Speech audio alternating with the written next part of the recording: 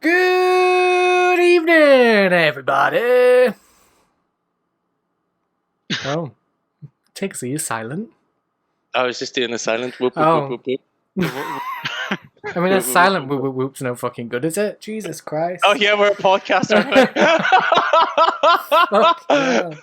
Hashtag Tigger Logic. Let's Yeah. get it trending, kids. Let's get it trending. Let's hope that everybody's lip reading skills are on point to see what Tigsy's going to be talking about this evening, because he's doing the show in fucking silence.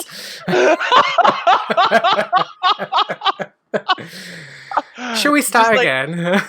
Yes, let's start again, please. Good evening, everybody, and welcome to the very first episode 13.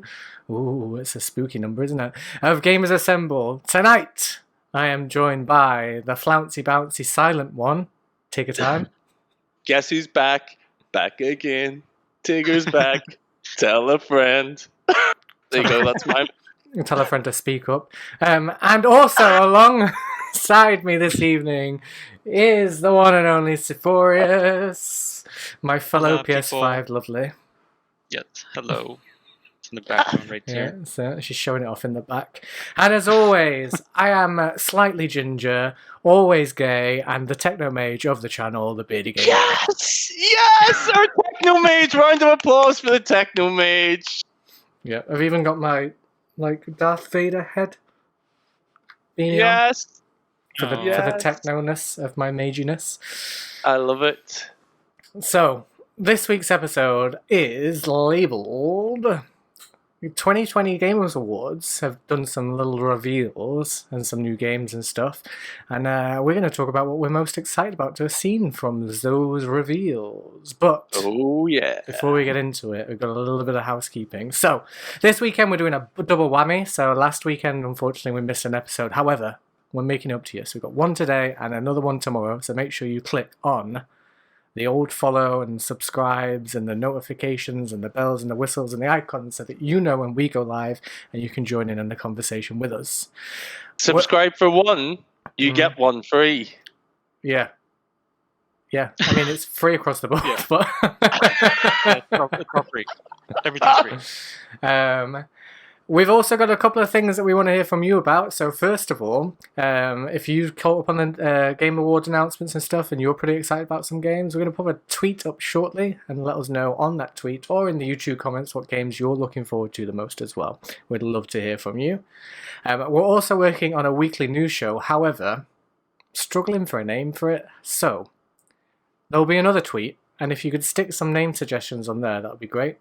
Because I'm out of ideas. I don't know what to call it. And lastly, we're going to do a new bite-sized chunk on our old YouTube channel. It's going to be quick 5 questions. It'll be about 6 or 7 minutes long. Just a little bit of content on there for the old YouTube side of things. Should be quite fun. And they'll start next week. Yeah. See, look, you got some noise there. I know. Oh, well, at You least your freaking microphone's working, isn't it? I'm still on. Yeah, it's still here. Still here. God knows why. God knows how you put up with me, but yeah, I'm still here. So on a weird tangent, so you may notice I have my little juicy thing here. This is the Vinto Christmas Festive Treat Edition. And Oh, what's in that? I'm not too sure how I feel about it. It's got like cinnamon and like cloves and stuff mixed in with like the old Vimto. You can have it hot or cold. I've had it hot and it was okay, and I'm having it cold now and I'm just a bit like, I don't know if I should be drinking this cold. I want that. It's tasty. You can pick it up at a local retailer near you. Yes. Other juice manufacturers and flavours are available. So let's get into the topic of the show. So Geoff Keighley, as you may know, is the old host of the Game Awards on Thursday. We had a big day on Thursday. So we had the Disney Investors Call, which launched some awesome Marvel and Star Wars stuff. We had the Game Awards. We also had the launch of Cyberpunk 2077. Like, it was a big day on Thursday. But we're going to stick on track with the Game Awards, and there was 39 trailers in total, or news announcements for games, and we're going to look at some of the picks of the new stuff. I think it was like 12 to 15 new games that they showed off. So we'll do round robin. Right. Yeah. So whenever we were preparing for this episode, I was behind and didn't see the Gamer Awards because I've had a busy work week. And Beardy said, there's 12 to 18 announcements. And I was like, all right, that's okay. I'll look at all the trailers before we start the show. That's fine. So an hour and a half later, I'm panicking going, I haven't watched all these trailers. But honestly, if you had to see my face, the sheer panic. Sorry, I mean, I've got a cat in our defense, I did send a link with the new announcements in it. That was the link I used. There was more than... Oh, was there? Yeah. I was Right, just okay. like, oh my god, there's too many. I have my stress face on. Well, that's your own fault for having a busy lifestyle. It's not my fault. I blame adulting. Yeah, it's true. Adulting does suck. So yeah, we'll do round robin, but there are a few on here that a lot of us have picked the same ones. So rather than doing round robin in terms of just pick them, if you've got a game on there that you know is in somebody else's list, we'll do round robin, and then after we've all done one, then I'll go to a joint excited game, if that makes sense. We'll all talk about it. Yes, that Yep. sounds good. Cool. Yes. So, do you want to kick things off? Oh, I nearly forgot about my fancy thing. So today as well, if you are a visual watcher using your eyeballs that God had given you and not your ears, or both, we're going to play the trailers while we're at it, which is kind of fun. There'll be no audio because obviously like DMC strikes and all that kind of shit, but at least there's like a little bit of a visual there for you. So I'm just going to swap us over to our little visual thing. Ooh, look at that. We all moved. So, Tiggs, do you want to start us off? So, I want to start off with a little announcement of Sephiroth in Super Smash Brothers. The ultimate battle of length versus girth. Cloud versus Sephiroth. It will be happening in Super Smash Brothers on Nintendo Switch. That is pretty damn awesome. And the little trailer had a little bit of like the high wind in it. And also like there was like Genova and stuff, and I was like, oh my god, this looks so freaking cool. So I was pretty excited about that. And just the way he comes in as well into like the trailer is pretty like epic. Really, really epic. Mario or something. Yes, so like the little like what do you call it? The still image is of Mario looking like he's just been run through with Sephiroth's sword. But whenever you watch through, he's actually caught the top of his dungarees. Because I was like, oh my god, Sephiroth is Star Mario. Like, that is really not Nintendo. What is going on here? And then I was like, all right, it's the dungarees. But Sephiroth's moves and stuff look really cool. He looks like he's going to really tear shit up in that game. I mean, they've done some really cool things with the added characters, haven't they, really? I just still can't get back into playing it. I haven't played it since they announced the second season pass, but I want to get back into it. It's a lot of fun.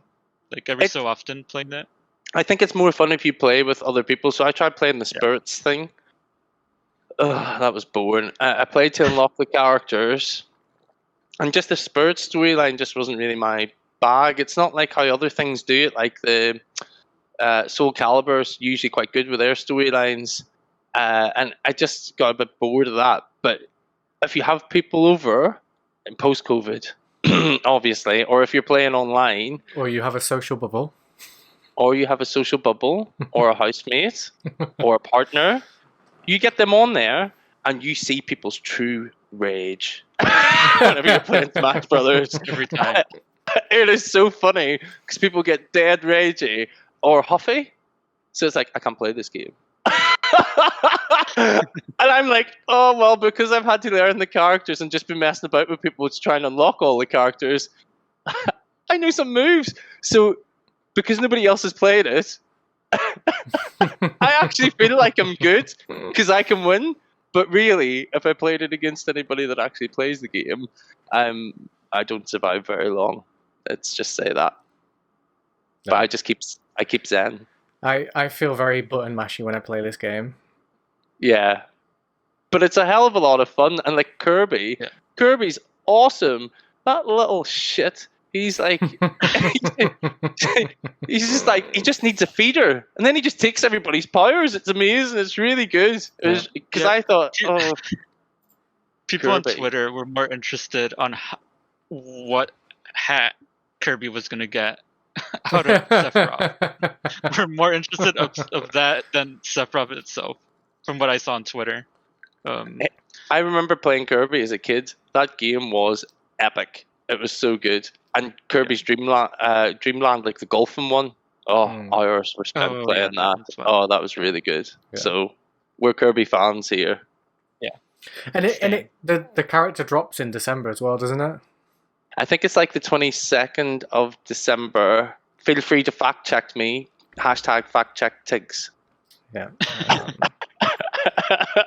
Let me see. The technomage and researcher of the team is now going to check. How do you spell his name again? Sip? Seporith, I think. It's close enough. I can't spell, so spell check is my friend. That should bring it up in Google, though. I'm sure it'll figure it out. There we go. Yeah, Google sorted it out. Yes, Charlie Chu! Whoop whoop for Sephiroth! That's what we're saying. We've got some Sephiroth plans. This is my cat, Gigi. He's decided he really wants to be in this podcast. December 17th at 5 p.m. Eastern Time. This is why I need fact checked. Oh, no, wait, no. There's a presentation show on December 17th. I'm guessing that's when they're going to announce when it'll come. I saw something about the 22nd. Yeah, if anybody knows out there, I'm just reading an article on Screen Rant, and I can't see, just glossing over it. I can only see a tweet from Nintendo America saying the one-winged angel from Final Fantasy VII series joins Smash Bros. As a DLC later this month. Tune in at 2 p.m. PT on 17th of December for a presentation from director Sakura about the DLC fighter, including the release date. Yeah, it's not come out yet. The only thing is, right, is the season passes for Smash. I've not got them because some of the characters are cool, but then some of them are just a bit like, all right. But now, whenever I saw that, I was like, oh, fuck, I'm going to have to buy a season pass here because that's just too good to pass up, Do they not sell them individually? Yeah, I think they do, but they're whenever you add it up, you're just better to get a season pass, I think. Yeah. It looks like they're... Chari Chews in the chat says there's an Ambio as well. Amiibo. Ambio. Your face is going red. Beardy's going red for all you listening. There's an Ambio. Yeah. Amiibo.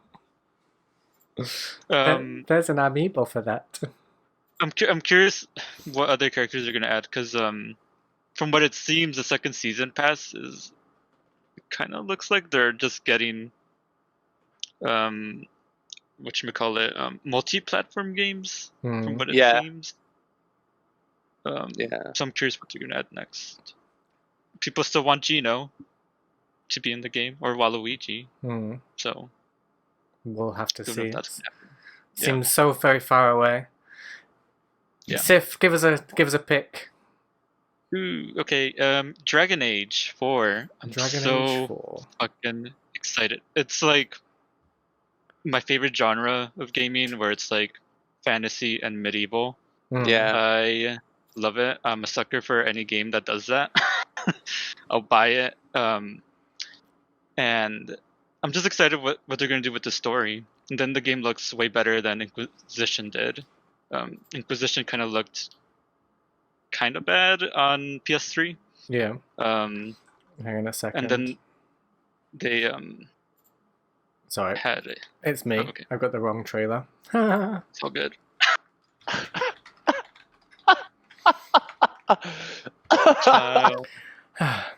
Oh, girl. I got it. It's fine. We're there. We're there. We're there. Okay. Yeah. In the trailer they showed Solus, and in Inquisition. If you played Inquisition, he's kind of like a big plot point in the game. Okay. And yeah, it's basically a continuation of the Inquisition, from what I'm assuming that they're gonna do. So is Dragon Age all like go on from each other? I know they're 1, 2, 3, and 4, and all the rest. So it would be the natural sort of thing for them to do that. But sometimes you have like, could you play it as an independent game? That's my question. Like, could you play this new one as an independent game?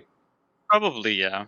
Yeah, it has its own story, I feel like, but you still get references from like Inquisition reference 2 and 1, mostly 2, from time to time. So if you play 2, it would help to understand more the story. It looks awesome.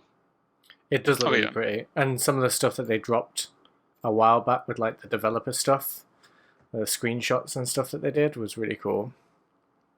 Looks really pretty. I still need to finish Inquisition, to be honest with you. It's on my very, very, very long list of back catalogue games. Oh my god, you two in the lists. The lists. I know. I played Origins to completion.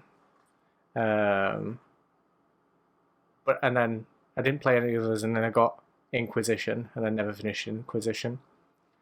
Do you think they'll go for the same playstyle? Because they did the thing where it was like the group, and then you could like zoom out almost to like plan your attacks and stuff.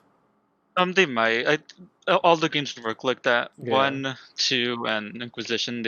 You can do a tactical sort of gameplay style more than likely, or they might just do like the more modern thing. Yeah. Yeah, I'm curious if they're gonna stray away from that or keep it. But I don't know. I'm looking at the trailer right now, and it looks good. It looks way better than Inquisition did. Yeah. It looks awesome. Looks totally awesome. I hope they have more gay romances, because I mean they had 2 in Inquisition, and then before that they were all bi options. So I hope they add more options. Inquisition had Dorian, which I think he was the best. Dorian's the boo. Yeah. No, I think it does look good. I don't know if I'll check it out though. I might just. Okay. I don't know. I don't think Dragon Age ever really pulled me in. I think that's given the fact that I did Origins and didn't pick any of the others up, and then kind of played Inquisition. Right. I don't know. It also looks more futuristic than Inquisition. Yeah. I don't know. From some of the screenshots, they look, more, I guess, Mass Effect. In the sense. I mean, I suppose like, hopefully they'll have a better run with it this time around, because notoriously Andromeda and Inquisition struggled with Frostbite, didn't they? It did, yeah. Yeah. And their multiplayer. I feel like maybe they've learned a little bit more about using Frostbite, so maybe it won't be so difficult to buggy. But who knows? Who knows what will happen? No, it does look good. I'm hoping BioWare is going to come back with some cracking games, to be honest with you, because they really need to. They do. They need to. Yeah, otherwise, they're kind of going down. Yeah. In the words of Shania Twain, that don't impress us much. Nope. Cool. Well, I shall follow that up with the Callisto Project, which is a new horror game coming by Striking Distance Studios. The guy who founded the studio or was working on the game is the same guy that created the Dead Space games.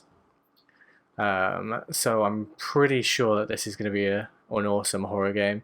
There's loads of little tropes in here as well. So like I watched a few rewind trailers of it. So there's loads of little Dead Space teasers in the trailer. So there's a book that's like been written. It's an engineering handbook, and in Dead Space, Isaac was an engineer. It's written by I forgot the name now. I'm going to go back to the thing.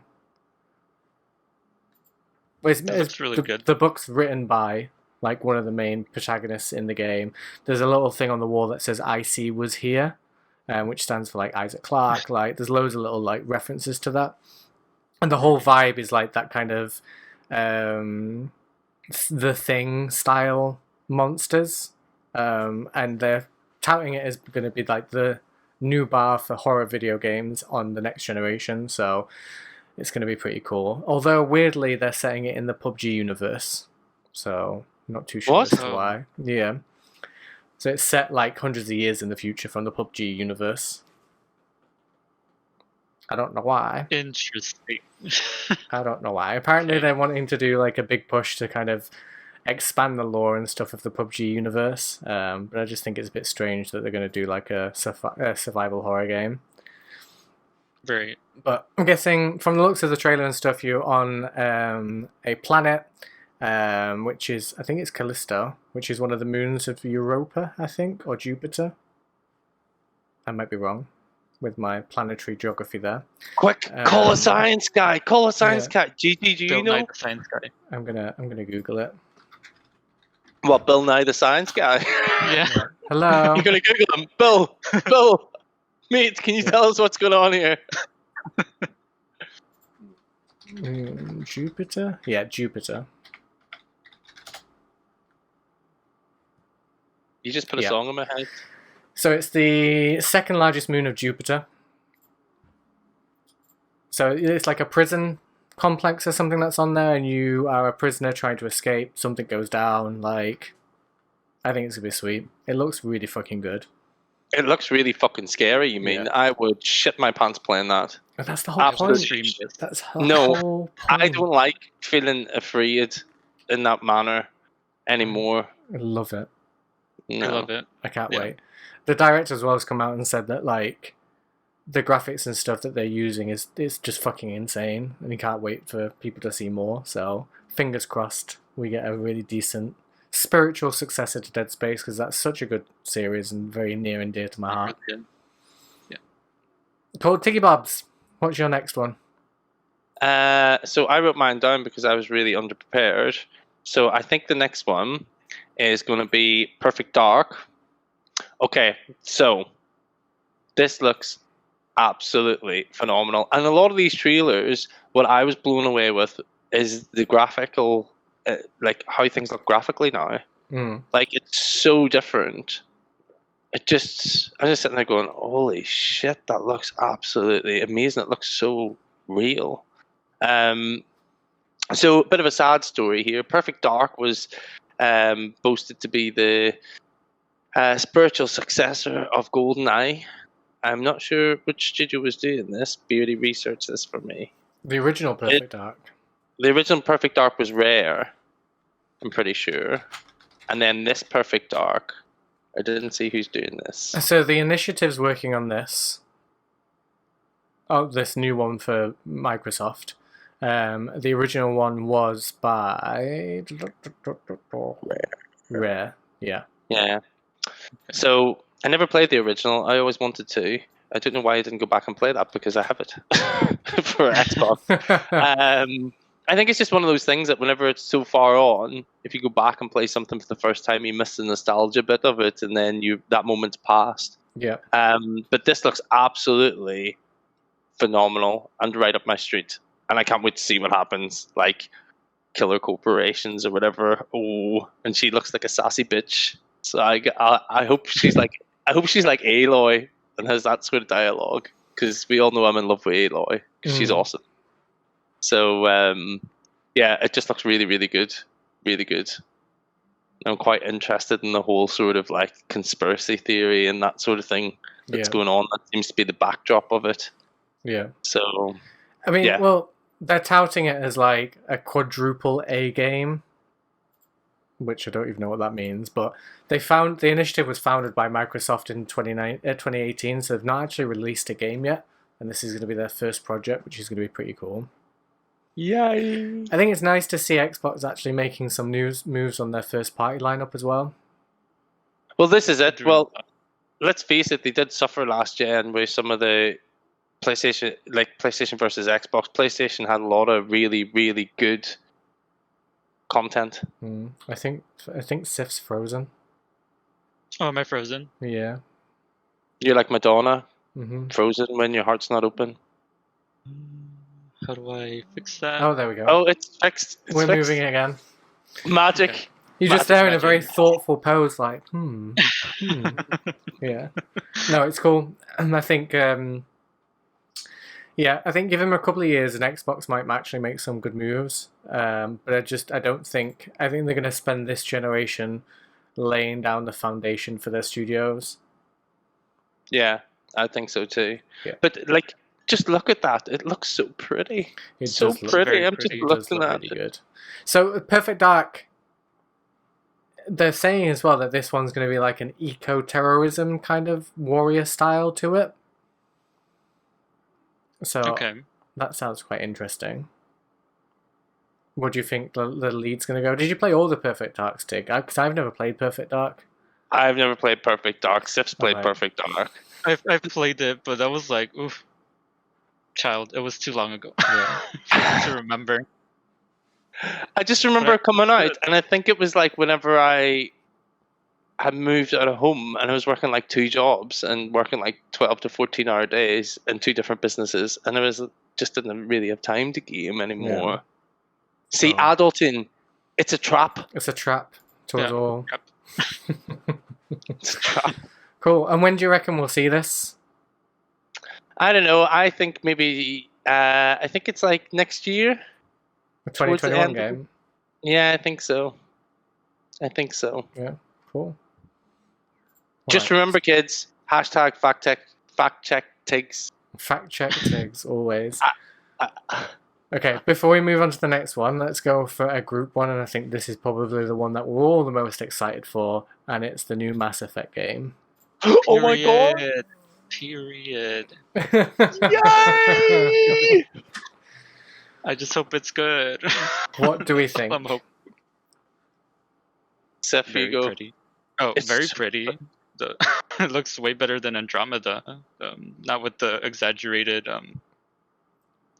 facial expressions, but it is a CG. It is a cutscene, right? I was gonna say, I CGI, think this is more of a teaser, more of a this is what we're wanting the game to look like, rather than like actual gameplay or anything, because they have just gone into pre-production, so they're getting all their assets together and doing all the concept art and working out, like, fleshing out the story and stuff. So I mean, if it comes out and looks like this, I'll be fucking blown away, but we'll see.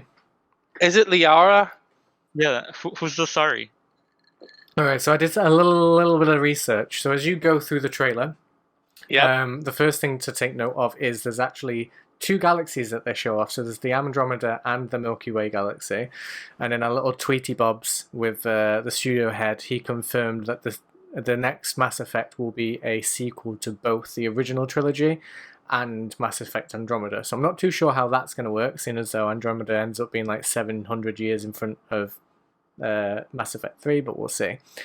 Second thing is, obviously, you see the Reapers in the background, all snowed under and stuff.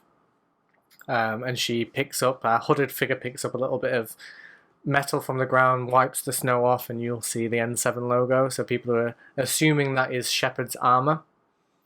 You see, I thought it was Shepard's armor, yeah. and I did get a bit emotional whenever I watched that. I felt a little well of emotion inside whenever I saw the N7. Yeah. So they wipe that off, and she gives like a little smile. So there's some theories out there that maybe the game may revolve around you trying to find Shepard, and that maybe Shepard survived. And then it's Liara, the Asari. No. But hang on a sec, right? So in my game, I didn't have the romance with Liara. I had the romance with, what do you call him? That you saved in the first game. Not Ashley. Not Ashley. Kieran. Kaiden? What? Kaiden? Kaiden. Yes. Kaiden, Yes, yeah. Kaiden. So I had my romance with him. So it would be cool if you got to pick who you had your romance with, and that changed who the main character was. Well, If you're here's looking for- my tinfoil hat moment. So they're bringing out the Mass Effect Legendary Edition Yep. next year, which is going to be a remaster of all 3 of the first games. What if remake this? of the first one. Yeah, but there's the 3 games in total, isn't it? Yeah. Yeah, it's just the first one that they're changing. I think the engine. Yeah, so Something. the first one is like a sort of a soft remake, and then the rest of them is just like a remaster or a re-enhancement. What if that will then tie into this new game? So you know how the original games where your Mass Effect 1 save then went into Mass Effect 2 and then into Mass Effect 3. What if they managed to pull that through into the new Mass Effect? Oh wow. That would be pretty cool. That'd be I'm really not cool. going to get any sleep whenever this Mass Effect trilogy comes out. Yeah. So I'm just going to be like, I'll be streaming it and I'll be romancing probably Tally. oh yeah. I think the only thing that will make them come a little bit unstuck there is if they do lead off from Mass Effect 3, and obviously there's 3 endings to that game, like they would have to make a game with 3 different like Start paths. Yeah. Yeah. So I don't know if it will really. I think there might be just like the one canonical ending, and maybe they'll pull across some information from your old game still to see like who survived or who didn't and all those kind of things. But I think they'll have one set. This is the character that survives, or this is the choice that the Shepherd made. Because from the trailer, it looks like the Destroy ending. So, again, in the trailer, you see, like, a Mass Effect relay that's all blown up, like, the Reapers are dead, like, and in that, you know, there's no interstellar travel or anything like that. The AI's gone, like, so it'd be quite interesting to see what happens there. Yeah. That was, like, one of the best game series, I think. Like, it just was so... Because I got into it whenever Mass Effect 2 was already out. So I started from the start and went through. And I was just like, I can't wait. I can't wait to finish this game and play the next one. Like it was just like to see what happens in the story. Because I was coming up to near the end, and I was like, oh my god, this is just so amazing. And then I finished it, and I was like, oh, I don't have to wait for a sequel, bitch. The sequel's already here. I'm really stoked to play the like Legendary Edition when it comes out. So. Here's a hoping. Me too. Cool. Oh wow. So, Sif, do you want to lead us into the next one? Yeah. The next one will be the Evil Dead. That one, yeah, that one looks amazing. I love the movies, and I'm curious to see it when it takes place. Yeah. The game. I think it looks like it's co-op too. So that's. Well, I was wondering if it was going to be like a almost Friday the 13th kind of like that kind of thing, because it seems like, you know, there's quite a few different characters there. You've got Ash there. You got the Deadites and everything else. Like, it seems like they're fighting off waves. Yeah. So I'd be quite intrigued to see how that works. Whether it's going to be, I don't know, like a horde multiplayer type thing where you pick a hero and then all these things come at you, or whether they'll go down more of a Resident Evil Resistance kind of path where you're 4 players against a human enemy. So maybe you're dropping the Deadites in there and like positioning the evil spirits and stuff. Yeah, that might be the case. Is it made by the developers who made Friday the 13th? I'm not sure, to be honest with you. Let me just go back and see. So it's by Saber Interactive and Boss Team Games. Okay. Let me have a look. I think that's Friday the 13th. Maybe it might be. It might be, but I'm not sure. It does look awesome, and you know what? It doesn't. It looks like I could maybe play that game. Have you ever watched the films? I watched one of the films the one where they were in the mall. That's Evil Dead, right? We're doing the mall. Yeah. I don't think so. Which I'm trying one's to remember? So Evil Dead is like sort of comedy horror. So they go out to this cabin in the woods, like, and then they find this book, and it like there's this guy's been there trying to translate it, and it brings back this like evil, and it's a pretty old film as well. It's like 1983, and then they did like a remake a few years ago. Was that scary, the remake? No, not really. It's more comedy than anything else. Oh, right. Okay. No, I'm thinking of something totally different then whenever it was one of those other really famous zombie series. Yeah. I can't remember what it was now. So, Saber Interactive has done quite a few games, actually. I can't see anything for the Boss Team games, but recently they did Call of Cthulhu, the remaster of the Ghostbusters game, the Nintendo Switch port of The Witcher 3 and Vampire. So they seem to do a lot of, like, as a publisher, and a developer, they kind of release a lot of remakes, or other bits. It's also going to be a PlayStation exclusive, so that's interesting. I thought it was going to be multi-platform. Yeah, I think it might be maybe like a timed exclusive. Because on their Wikipedia, it might be wrong, but it says about being on Switch, PC, Xbox One, Series S and X. Right. So maybe there's a little bit of exclusivity there or something. I don't know. I'm super stoked for it. I love me a horror game. And I never really got into like Friday the 13th or Dead by Daylight or anything like that. So if it's like an asymmetric type thing, it might be quite fun. Or even like an actual story that you can play co-op, a little bit like Get Out or something. That'd be quite cool. Yeah. Well, if one of you guys get it, I can share play it just to see if I can cope with it, and then I'll come co-op. I'll come co-op with you. Need a little bit of try before you buy with scary games, mate. God, you wouldn't think it was a 36-year-old Tigger, would you? Well, you know. And that's coming out in 2021 as well, which is pretty cool. Tiggs, do you want to get us started with another game? Okay, so there's one that I'm super stoked about. I just need to get the name because I'm shipping names. Season. Season. I mean, that was a very difficult name for you to remember. I know. Considering I did my research for this episode an hour and a half before we were doing sound check. Because I'm so professional. Right, okay, so Season. So, I loves me Ghibli. I loves me anime. Yes. I love them. I love it so much. And this just seems like... I mean, I can see what you're playing on the Twitch channel, and just notice how I've stopped talking and just start watching. Well, the whole point, Tiggs, of doing a podcast is that you do the talking. But it's so pretty.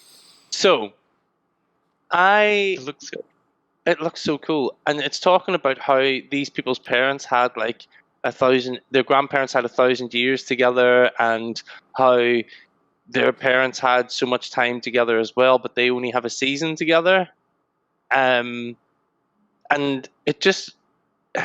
I loves me a game that's like a different sort of story that it tells, like, because I'm a story-driven gamer, really, unless you come down to like Smash Brothers and stuff where it's a bit of crack to play for a little bit, just pick up and play. But it looks like the scenery looks amazing. The story seems just interesting from what I can tell from the trailer, and it just looks wonderful. So I mean, the description on the PlayStation's YouTube channel, where we are pulling this footage from, says Season, a third-person atmospheric adventure bicycle road trip game. Through the eyes of a young woman, from a secluded community, explore the world for the first time, collect artifacts and memories before a mysterious cataclysm washes away the world. Oh, that's going to be heartbreaking, isn't it? Yeah. Probably. It does look pretty though. I know. I mean, I loved things like Unravel. Mm. Oh, that was such a good game. And it told such a sweet story. And the second one was just as good, if not better. Like, I love games like that. And I think this is going to be. There's another game I'm going to mention in a bit, so I'll not mention that now. But I think it's going to be like one of those, like, where you go on a little journey sort of games. And I don't think it's going to be super duper long, which is good because adulting and all that sort of maybe. stuff. But it looks. It does look super pretty. And just the story, I can't wait to see what the story is. Mm. I really cannot wait to see. So I'm really excited because that'll just be, and I'm not going to read anything about it. I'm just going to play it before, because I like doing that. Because then everything's a surprise. That's true. Surprise! Surprise game. So yeah, that's pretty sweet. Siphinator. What's your next one? Next game, Returnal. Returnal, that one looks really cool. It's mainly what caught my attention. It looks like boss fights in some of them, and then some of them looked like I just like the powers that they use. That was really cool. So this is the one where you're like crash landing on a planet and like having like a Groundhog Day type thing. So like every time you die, you kind of restart it over again, from what I can tell. Did anybody get any like alien-esque vibes from this? As in like Ridley Scott's Sigourney Weaver? Yeah. Yeah, a little bit. Whenever I saw the first trailer, I just sort of thought, oh, I don't know what it was about it, but it just gave me a bit of alien-esque vibes. Yeah. It kind of gives me a little bit of a... the Pathless that's just come out. I know that's like more fluid and stuff, like in the running and stuff, but like the boss fighting side of things, it reminds me of that big ball thing that they showed on the original trailer. I've got like this kind of Groundhog Demon Souls kind of vibe coming from it, I feel like. Yeah, it reminds me of. It seems like it's gonna be like a Souls-like type of game. Yeah. What gives you what gives you those two? What gives you two that impression? Sorry, I can't speak today.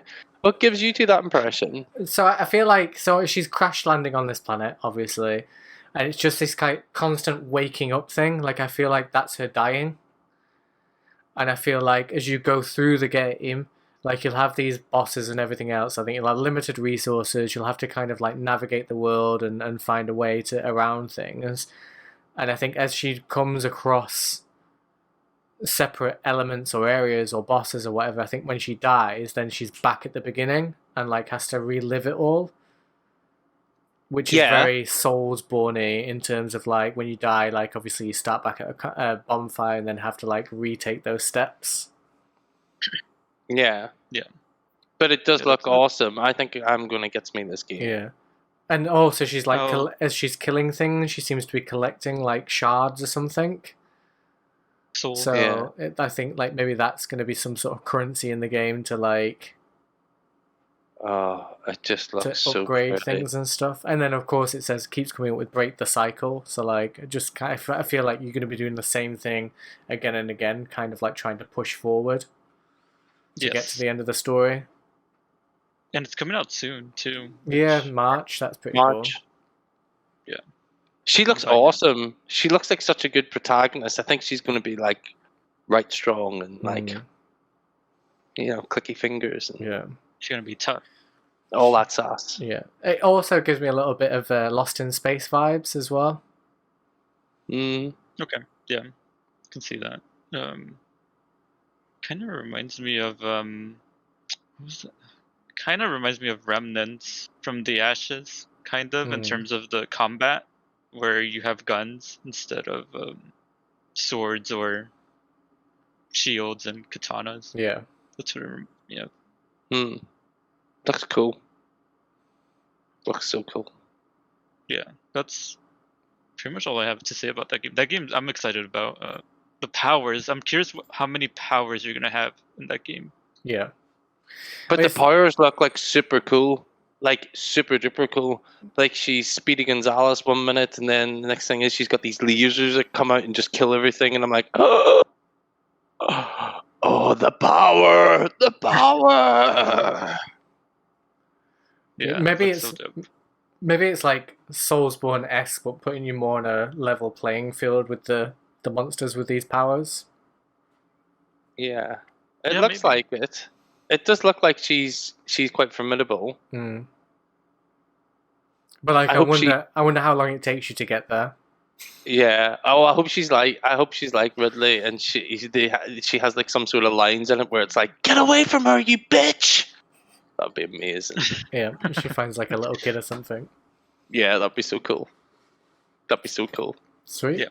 Tiggerlicious, do you want to throw in another one? Oh, my Tigger's too Tiggerlicious for you, babe. Mm. So, right. So this is an oldie that's getting like a director's cut.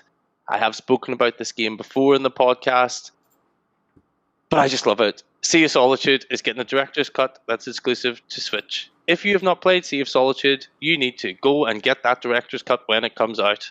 It is... Now, I'm going to be honest, gameplay-wise, there's a few little bugs and some of the mechanics. It can be quite basic, but the story that it tells is absolutely, absolutely amazing.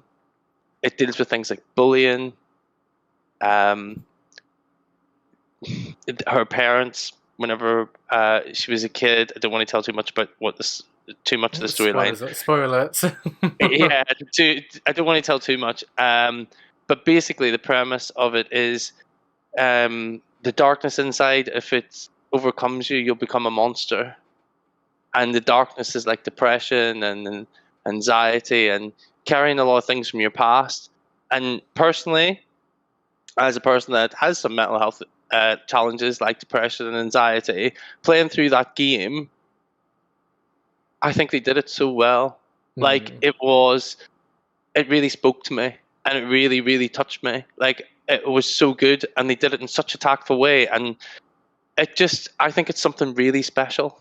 Yeah. And I think anybody that is, maybe has people in their lives that have those sorts of things going on, and maybe they don't really understand them or they can't really get it.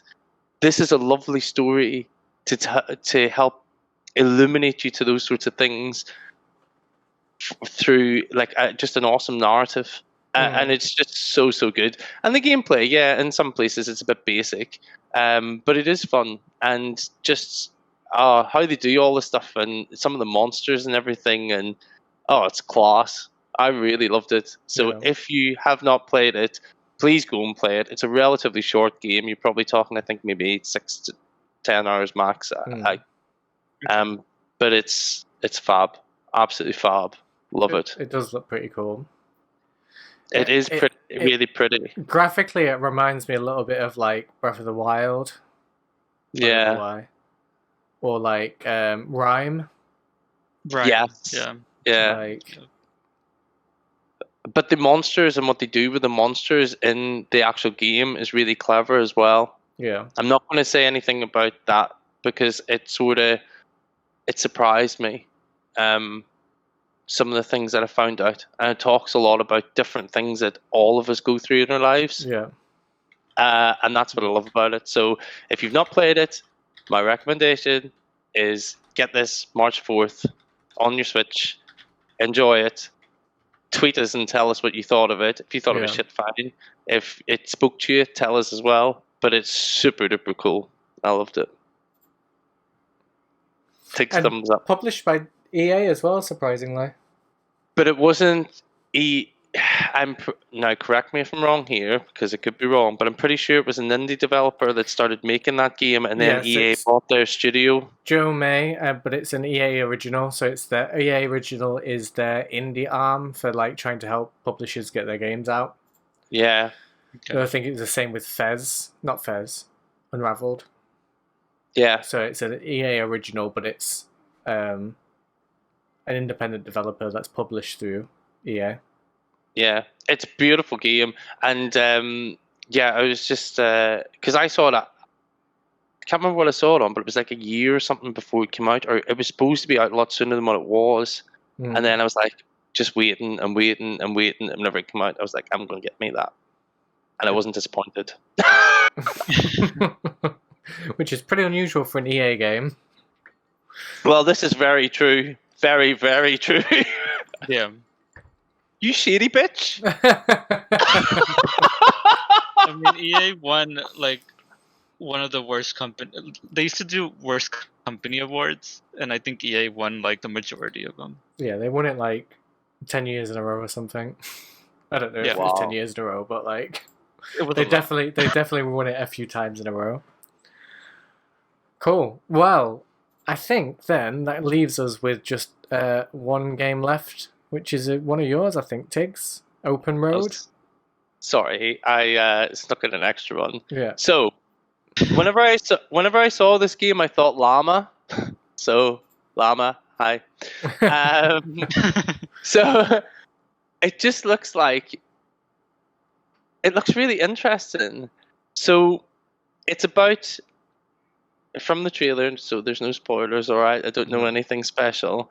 So it seems to be about this grandmother that passes away, and the mum and daughter find a book, and they find out this stuff about her grandma that they didn't know. Okay. But it's like an interactive story. Hopefully not point and click, because we all know how much I hate point and click. Just because I have no clue what to do. So let's be honest. I was like, oh, this is just too hard. I can't be bothered with this. But it seems like it's going to be an interesting story-driven game, and that they're going to discover this whole secret past that the grandma had.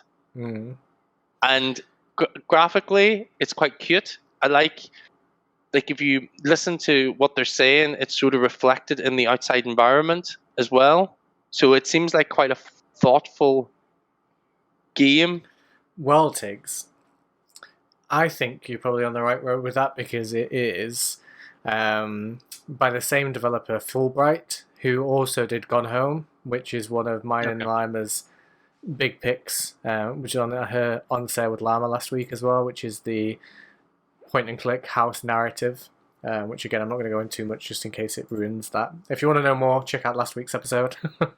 Yes. So yeah, I think it will be a very good story, and probably there will be some sort of point-and-click to it, I'd imagine. Just because that studio seems to do those kind of things. But you need to play Gone Home, and I think you'll need to play this one as well, because not every point-and-click adventure is a ball ache. Can I just phone you guys whenever I get stuck and be like, guys, can you just share play this game for me and just do it for me? Just do it for me. I don't want to see this story. Yeah, could you just complete this game for me? Look, I ain't a trophy hunter. You don't need to be a trophy hunter to do point and click. You'll be fine. No, but you need to have some sort of brains in there. I got really lost whenever I was playing Thimbleweed Park, and I was like, I have no clue what to do. And then you have Edith Finch or Gone Rapture, kind of those vibes. Yeah, they also made a game called Tacoma. Which, let's see, Tacoma.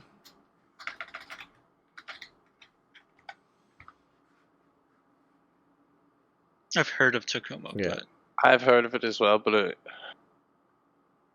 let's see. There's a trailer here. Before you buy. Oh, Before you buy. We got an advert. Tacoma. Skip. Go away. What you doing on YouTube there? So I'm just looking at the Tacoma trailer. Yay! So, again, this looks very point and clicky. Like you're kind of exploring the environment and seeing what's going on. Oh yeah. I have. Yes. I remember. Yes. I would imagine it's going to be the same thing for Open Roads. Oh. So it'll be like going in there and kind of figuring out different like journal entries and all that kind of stuff to try and find out what happened to Grandma or what Grandma's story is.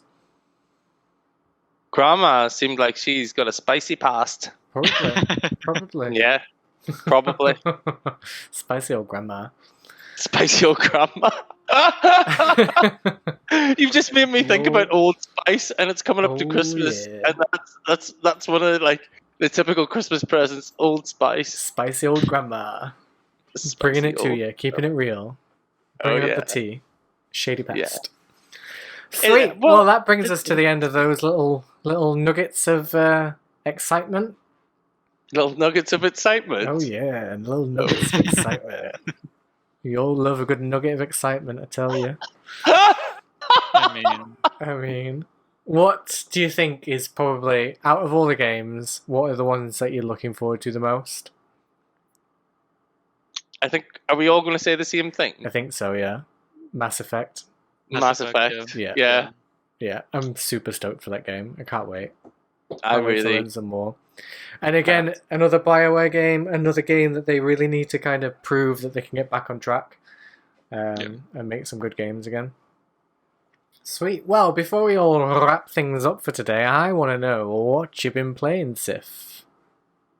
Oh, okay. I've been playing Cyberpunk 2077. Ooh, how's that going for you? I'm not that far in. I made it to the apartment, and that's as far as I got. But I had a streaming glitch happen on stream. For after every tutorial, because there's 4 tutorials that you can do if you want to. It would end the stream, and then so I would have to restart the stream every time for every tutorial. Oh, really? So that was kind of annoying. Yeah, hopefully they fixed that with the latest patch, but I'm not sure. Is this streaming direct from your PS4? PS5? PS5, yeah. And it's only on PS5 because one of my friends told me that he streamed it on PS4 and he didn't have that issue whatsoever. Did your friend that streamed in the PS4 have the dick glitch? Not yet. I don't think so. I haven't gotten the patch yet. I think they patched that out, I'm afraid. Oh my god, that's such the funniest thing I've ever seen. Yeah. It's amazing. Sorry to interrupt. So quite a few bugs then? Just streaming bugs. Not really game bugs at the moment, but I think once I go in the city, I might experience some stuff. Yeah. I'll probably be streaming it later today, more than likely. Yeah, I've been playing some Cyberpunk myself, and yeah, it's not as polished as I think it should have been. I had quite a few popping in texture glitches, and even very early on. So after you kind of start up, you've made your character and you have that conversation with the bartender and you head out into the alleyway. There was like NCPs like popping in and textures popping in and like other stuff, which I was quite surprised about because I am playing on a PS5, so I expected that to be a little bit more minimal. Better. I had this really weird glitch that I don't know if it's my own skills or whether it's an actual glitch with the game, but I'm a little bit further on than you, but you get a point where you can drive the car and you go pick up another mission. And if I played it driving the car first person mode, for some reason I triggered all hell and high water of the police like chasing me down and shooting me. But if I drove in third person mode, like nothing seemed to happen. So I don't know if like I was hitting something while driving in first person or what, I don't know, but it didn't happen when I did it in third person, so I'm guessing it's a little bit of a bug. I've also had some really weird glitches where like I've took my gun out and the gun like takes a couple of seconds to load in, like the textures and stuff. Interesting. Which is fun because you're there like shooting away and my hands are doing this on the screen, but like there's no gun in there. Hang on, it is Keanu Reeves is in that game, so it could be like the Matrix. There is no gun. Well, maybe. I've not got to Johnny Silverhand just yet, so. Johnny Silverhand. Yeah, so yeah. And I experienced my first crash just before I came to this as well. So I'd just finished doing the first brain dance sequence and left to go and like continue the mission structure. Got up the stairs and it just crashed. So yeah. Well, we'll see how it goes. I saw someone post a video on a group, on a social media group. They were driving in third person. They changed the radio station, and the car just flung up, just randomly. It didn't make any sense. And then once he came back, it went all back to normal. Yeah, which was so weird. Yeah, I've seen loads of stuff like T-pose models, floating guns, like. I want to see a T-pose And model. I'm really concerned because I mean I've watched some of the stuff that's come out the last couple of days as different news outlets and stuff cover it, but like the baseline PS4s, PS4 Pros, Xbox Ones, and Xbox One X's are really struggling to play this game. And I just kind of feel like maybe they should have delayed it again because the performance that they're getting on those base models is just not good enough for a game. Like, and I kind of feel like it's a strange one. I feel like CD Projekt's getting this kind of like, oh well, you know, they will sort it out kind of attitude, whereas like had you know EA released Andromeda, and I don't think Andromeda was in much of a mess as this is, and they were like hounded like for the fact that they did this. And I think a lot of other developers, had they put a game out that was in this kind of state, there'd be a lot of backlash. But CD Projekt seems to be getting away with it a little bit, and I don't think that's very fair. Okay. Yeah, I agree. Yeah, they're it's the same with The Last of Us as well. They got a lot of crap, and then Cyberpunk was not not getting the crap it deserved. Yeah.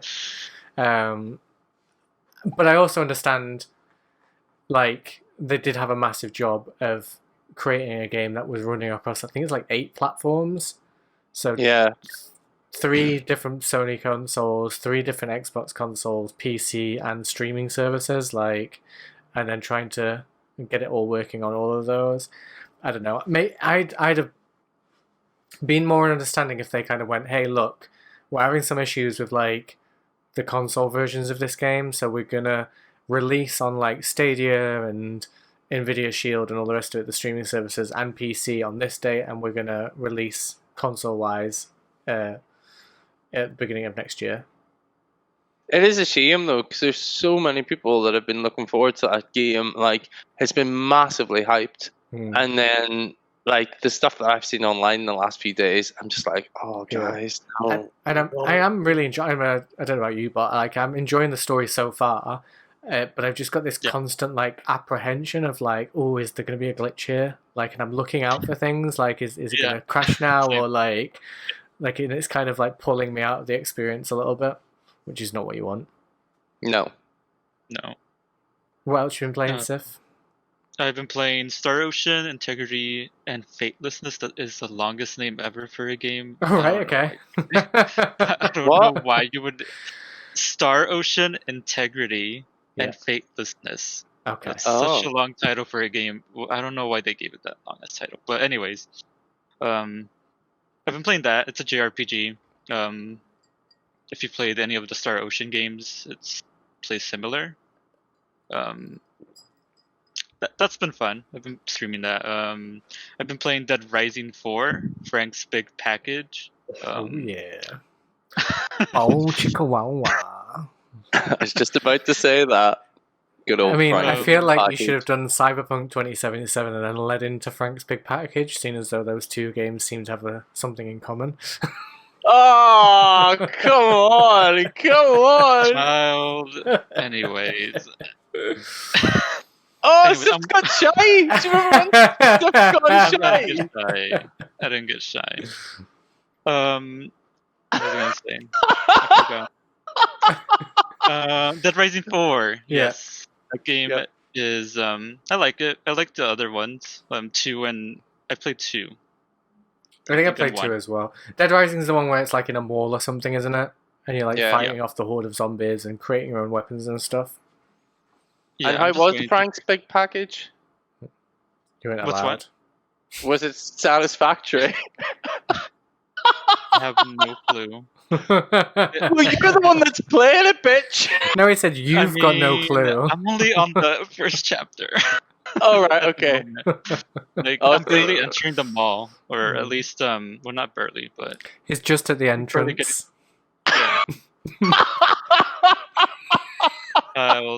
Anyways. That game is fun. I enjoy it. I do like Dead Rising. I think the weapons and stuff that you can create is really fucking cool. What was the game? There was one of the games where you had the wheelchair and you could put like fucking rockets and spikes and stuff on it. Yeah. And chainsaws. That was so much fun. Yeah. I know you could get a Mega Man blaster. Yeah. It's really cool. That's pretty much it. That's all I've been playing. Cool. This week. Tiggerlicious. What entrance have you been knocking on the door of this week, game-wise? Right, I'm really glad you finished that with gaming-wise. Tap, tap, tap. Right, so all this adulting's been really crazy, so I got myself a little Black Friday deal and got some Tony Hawk's Pro Skater 1 and 2. That's what that is. I've been sat here the entire time going, THPS 1 and 2. What the frick is that? Tony Hawk. Yeah. Well, that makes sense. Come back to my childhood. Yep. So, I've had a Park Aloy because I've not had enough time. And I sat down with Tony Hawk last weekend, finally I got some time to sit down. And you know what? I'm actually quite enjoying it. It's really good fun. It's nice. I don't really have a pick up and play game where you can just pick up for like half an hour or whatever and then you can just drop it again. And at the minute, things are so crazy that it's nice to have that little bit of like solitude away where I know I don't need to pay loads of attention to storyline. I know I don't need to do anything apart from do these, unlock the next skate park or whatever. I created my character. He looks pretty cool. Quite like him. What they've done with the remake and how it looks graphically is really quite good. Like it looks good. It plays like how to do the tutorial again because I've not played a Tony Hawk's game in fucking millennia, and I I get into the tutorial. She got old. She got old, bitch. Ho ho ho. So I got into the tutorial and stuff, and I was like, oh shit, can I actually remember how to play this game? So I spent half an hour there going, uh-oh, fail, and then something clicked. I think it accessed the part of my brain from like 20 years ago whenever I played this game or whatever it was, and I was like, and then I just started doing the tricks, and I was like, yay! See, I'm really intrigued to get this game because I used to love playing Tony Hawk, but like I have this very distinct memory in my mind, like that maybe I wasn't that good at it, and maybe all I did was kind of just go around doing ollies. Like, okay.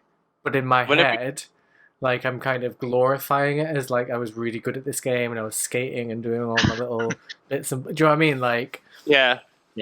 But there's like a little voice that's like, no, all you were doing was ollies. That's all you were doing. It is good whenever you string all your like moves together and you get your specials up and you're like, oh my god, I'm handstanding on my bloody skateboard. Like, that's wicked.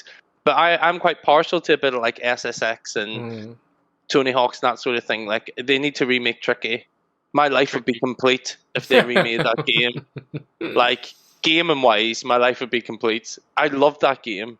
It was so much fun and it was so out there. Yeah. But I realized whenever I played this game, like there was a Tony Hawk's game in particular, and I couldn't remember which one it was, where the soundtrack was amazing, and I remember just spending hours and hours and hours just playing that game, just because the soundtrack and everything was so good.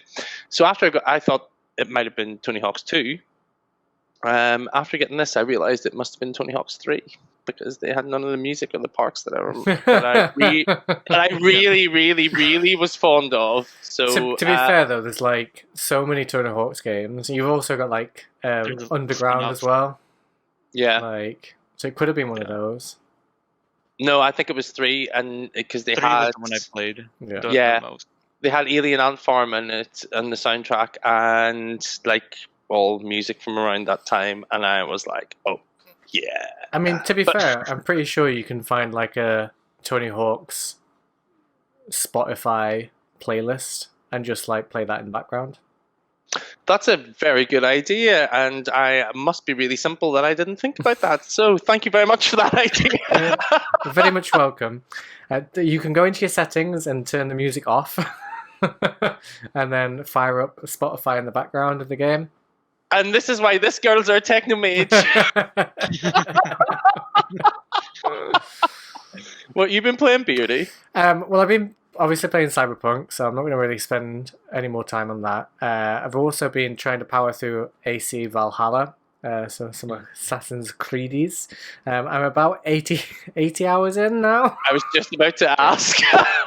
The reason I got Cyberpunk was to I needed a bit of a palate cleanser, because as much as I've enjoying Valhalla, I feel like they need to, when they do the next game, they need to kind of look at their structure a little bit, because I feel like it's taking a long time to kind of get to the point.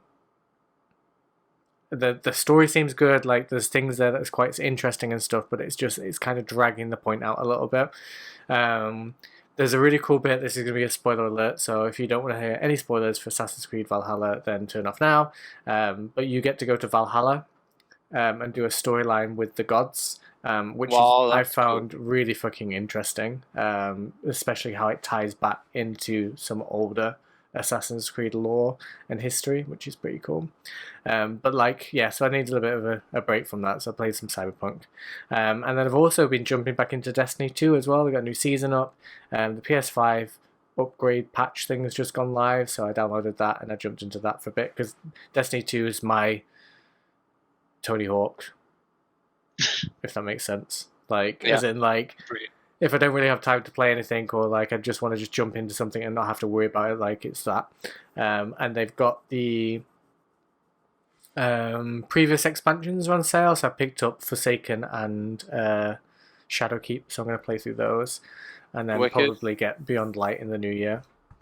Wicked. So I used to love Destiny 1. I don't know why I didn't get into Destiny 2. Well, it's free to play now, so you don't have to pay for expansions. Maybe we'll see. I still need to finish. I need to take Aloy to the end of her journey, don't I? Oh my god, yes.